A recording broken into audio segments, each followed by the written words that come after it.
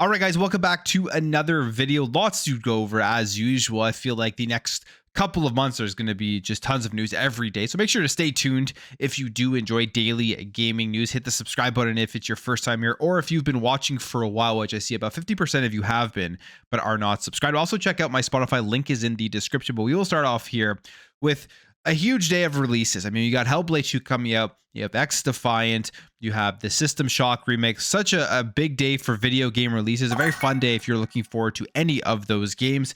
And Hellblade 2, especially on the Xbox platform, is one of the biggest releases for Xbox this year and maybe over the last couple of years, as a lot of people have been looking forward to finally getting a sequel to the critically acclaimed Hellblade. And I mean, the game was a shorter game. It was kind of more of a demo of some of the crazy audio and great graphics and everything that they were able to do as an independent studio. And now we have Senua Sega Hellblade 2 under Xbox and Microsoft with a massive budget behind it, or a massive push, at least resources that they have access to behind making this game. And we are going to be getting the reviews in about an hour or so we'll be able to see what people thought about it. But it should be a huge upgrade from the first game, and a really big next-gen looking and feeling and audio style of game. But ahead of the launch of Hellblade 2, we got this message here from the studio head, Dom Matthews. And here is what it says. It says, "Hi, everyone. As we sit on the eve of the release of Senua Sega Hellblade 2, I wanted to thank you, our fans, on behalf of everyone here at Ninja Theory. We see you, we hear you when you give us such love and support, when you tell us how much Senua means to you, when you tell us how much you are looking forward to the game and how much faith you have in us to continue Senua's story in a way that does justice to the connection so many of you have to her and to Hellblade. From the very beginning of Senua Sega Hellblade 2, we have had you in mind, and I truly hope that when you play the second chapter of Senua's story, you will find that familiar connection once again, and that also so many more people will find their way to Senua and her world too. Making video games is difficult. Much like Senua, we as a team have been guided by a conviction to achieve our quest, to make a game that sinks you deep into Senua's world and to take you on a journey that leaves you thinking and feeling. I believe we have achieved our quest, and I hope you'll agree. I'm very proud of the game, very proud of our team, and very proud of you, our fans, who have supported us on this magical journey. Thank you, Dom Matthews, studio head." Now, that to me is just a very basic standard release eve or release day message that these studios do put out to kind of thank everybody. All of the work that went into creating a game is finally here. It's finally releasing and people are going to get their hands on it. So it's a very standard message in my opinion. And why this is kind of newsworthy is because when this message came out, you saw a lot of people trying to spin this instantly into a negative thing. First of all, the main thing people were saying here was that Dom Matthews was actually leaving. And then you had people thinking it was some sort of studio closure announcement because it had that black background with white text on it. It was just crazy. It was funny, but it was all the usual suspects trying to make a story out of nothing. But luckily, we did get an update, and it's actually looking far better than what people were hoping it would be for Ninja Theory and Hellblade 2. This comes via Windows Central, and they say, "Making video games is difficult. Ninja Theory studio head talks at the 4 of Senua Sega's Hellblade 2 Xbox and PC launch." And what they say here is that it's absolutely not a goodbye from Don Matthews. It's absolutely obviously not a studio closure, but what it actually is just a regular game launch message. And on top of that, there's actually a game in development that's already been greenlit that we have not heard about yet from Ninja Theory. So we do know that there's Project Mara that they are working on. And then now there is another game that we don't know what it is, whether that is Hellblade 3 or maybe something else. I think I've seen online that people saying it is Hellblade 3. So Ninja Theory isn't going anywhere. Nobody is leaving this studio. In fact, they're working on 2 games, you could say, right now. And today is a big day here for the release of Hellblade 2. I'm very, very excited to jump into it and play it. Just recently ran through the first one again, just kind of to get caught up. And there are definitely things with the first one I did not like, but there's so much to that game that was pretty crazy, pretty awe-inspiring in terms of the audio and really sinking you in to an experience, and I feel like this one's going to be just exponentially better than that because, again, the resources that I do have behind them now. And just so you see it for yourself, you do have Jez tweeting here. Ninja Theory offers fans a message on the eve of Hellblade 2's launch. It says, "Oh, and no, it's not a goodbye message like some are spinning it. According to sources familiar, their next game has already been greenlit." So there you have it. And everybody enjoy the launch of Hellblade 2 today. Let me know what you think about it in the comments in future videos and stuff. And in this one, if you've already started jumping in and playing it. Now, when it comes to AI, we know AI is going to be huge in video games going forward. And Microsoft obviously has their own AI with Copilot. They are now bringing it into actual games to help gamers get tips, look at their inventory, search their inventory, all of that type of stuff. This is a report here saying Microsoft's AI will be inside Minecraft and other Xbox and PC games. New Copilot features will search your inventories, offer tips and guides. Specifically, they say today is Microsoft's big Surface and AI event where the firm is detailing the future of Windows on ARM, Surface AI PCs, and new Microsoft Copilot AI features. And they have a full breakdown at it. And they say during the event, Microsoft showcased one of these new integrations. Microsoft Copilot will be embedded directly into video games, starting with Minecraft. Players will be able to use natural language to ask questions like, how do I craft a sword? And Copilot will search your chests and inventories for the necessary materials or guide you to them if you don't have them. It will also explain how to craft the item and so on, eliminating the need to alt tab and read a website. So this is, I mean, kind of making games even easier than some of them have become, where basically you're being handheld throughout the entire game. They're just kind of making it more accessible for people out there that just don't really want to search and figure things out by playing the game themselves. They just kind of want to know. And it does kind of make sense because if you're somebody like that, that's just how you play games. That's completely fine. But you're probably going to be going out there and just Googling it anyways. And this is going to save you that time and probably keep you more immersed in the game itself if it's actually pulling up items from your screen, from your Minecraft inventory, and just kind of showing you it there rather than going to the internet and taking you out of the experience. So we'll see how this plays out.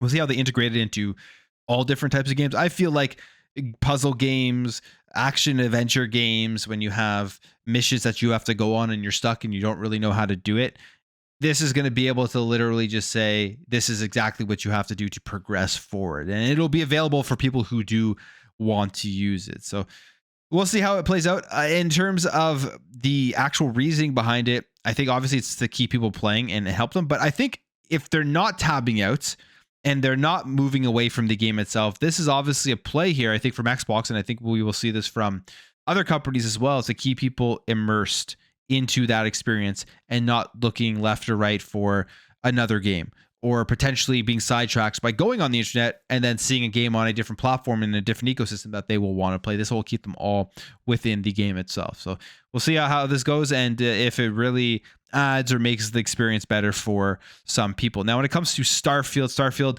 as we know, when it launched, did very well in terms of sales, in terms of the player base and the amount of people playing. And since the game came out, we saw reports a few months later saying that the player count has dropped off like X amount of people, which is kind of absurd because it is a single player game, and generally in single player experiences, once you've played through the story and the side missions and done the things that you want to do, you generally move on and go and play something else. It is extremely normal. But then when new content comes for that single player experience, you jump back in. And since the Starfield 60 FPS update with other things that they did add, which made the game better, the actual player base on Xbox has boosted by 72%. And this wasn't a new content update or anything like that. It was just making the game run better. And we're seeing a huge jump here in the player count. It says on our latest gameplay chart, it shows that since the arrival of May 15th major update, Starfield has leapt up 9 places to rejoin the top 20 with a very respectable 72% boost in Xbox players. So people think Starfield is dead, are just out of their mind. And as soon as Shattered Space comes out, if it's getting a 72% boost here just from literally a improvements update, a performance update, think how much of a boost it's going to get when they do drop actual story content, actual missions that you're going to be able to do in terms of Shattered Space. And hopefully we are going to be able to see that at the showcase on June 9th. That's one of the things that I am excited to be able to see. And when it comes to Game Pass, again, I mean, we've been talking about Game Pass for years on this channel, and I've always said that I think Game Pass is good for a lot of developers, a lot of games that get discovered on it. There's no way some of these games reach milestones and player counts, and it even boosts sales for games that people don't know about. So I think Game Pass is really good for getting unknown games out there and getting people to play them. And we have another example here. This is Little Kitty Big City. And they say, today's cool day. We learned that we have over 1 million Game Pass players. This is so unbelievable. Thank you, everyone. So Game Pass has absolutely helped this game and this developer. 1 million players.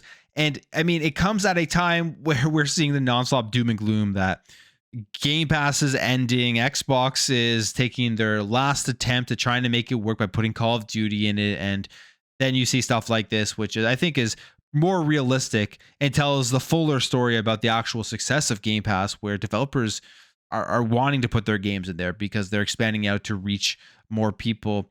And yeah, this is great. I mean, I haven't played this game. It's a cat game.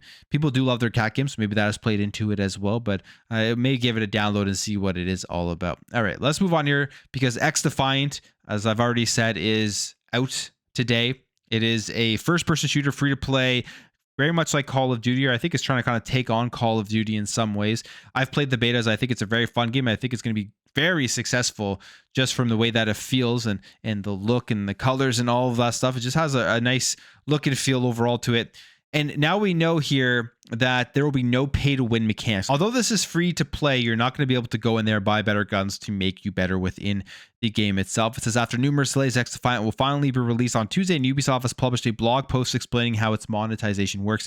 The publisher promises that despite the game's free-to-play nature, there are no pay-to-win mechanics in xDefiant. Nothing that, while some non-cosmetic content can be bought with real money, can also be earned through gameplay. They say any gameplay impacting content that is purchasable is also unlockable through challenges to ensure fair play amongst our community. So if you were worried about that you'd have to actually spend a ton of money because it's free to play to get good at the game, that won't be the case, and you can unlock everything while you just play through it. I think xDefiant is going to be pretty successful. Maybe not right off the bat, but I think it's going to be one of those games that you're going to have that competition here between Call of Duty and xDefiant, people comparing the games all the time. I don't think it'll really ever sell, or I guess it's free to play, but make as much money via microtransactions as a Call of Duty. I don't think it'll ever be as big as Call of Duty, but I think it's something that at least in the long run can make it have a run for its money. And I'm excited to see that happen, because I think Call of Duty needs a push from another player, and this could be that push. Now, when it comes to Stellar Blade, we know that this game was a lot of controversy when it did release on the PlayStation 5, but it's been successful, and they sold a good amount of copies, got good reviews, and it looks like they are going to be looking at exploring a PC version and a sequel for the game. It says, in an initial public offering filing for the Korea Composite Stock Price Index, studio also said its next new IP, which is codenamed Project Witches, is planned to launch globally across console, PC, and mobile with crossplay. And the studio is targeting a release in 2027 or later for the game, which are reportedly likened to Genshin Impact, Honkai Star Rail, and Fate Grand Order, in addition to considering a PC release and a sequel for Stellar Blade. The PS5 version will be expanded with DLC and new IP collaboration. So Stellar Blade has done enough. They've made enough money that they are looking forward to eventually bringing the game out on 2 more platforms, which I think on PC it will sell very well, especially if you think about all the mods that people are going to try to do with it. And I mean, that's going to go crazy. You can almost guarantee that. And then also a sequel to it will hopefully be something that does come out multi-platform and isn't just locked to a singular platform. Now, we have a new acquisition, not by one of the companies that you probably would have expected. It is actually Nintendo, who are agreeing to buy Hogwarts Legacy and Mortal Kombat Switch Studio, the developers that took those games and brought them over to the Nintendo Switch, which is a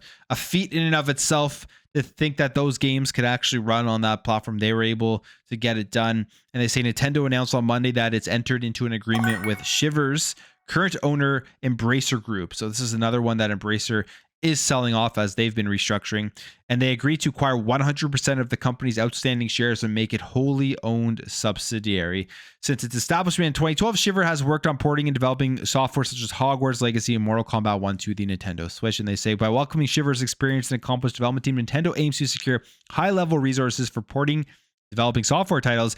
Going forward, even after it becomes a part of the Nintendo Group, Shiver's focus will remain the same, continuing commissions that port and develop software for multiple platforms, including Nintendo Switch. So it looks like this is going to be a first-party studio that will be working on games for different platforms out there, not just for Nintendo. So that's kind of smart because they are going to be able to cash in on IPs and games that have been successful on other platforms and get this studio to come in there and just get ports, which will give them copies of these games that will probably sell pretty well if they've done well in other places. So Nintendo here, when everyone is shrinking, selling, Nintendo's out here making an acquisition. Now we have this here, and this is again another thing that just shows that all of the big players in gaming know that putting their games in multiple places is now the winning strategy. Exclusivity, timed exclusivity, console exclusivity, all this stuff is just not sustainable anymore. And you have Square Enix, as we do know from their most recent financial reports and everything, that they are done with making deals with PlayStation. They want to put their games on everything.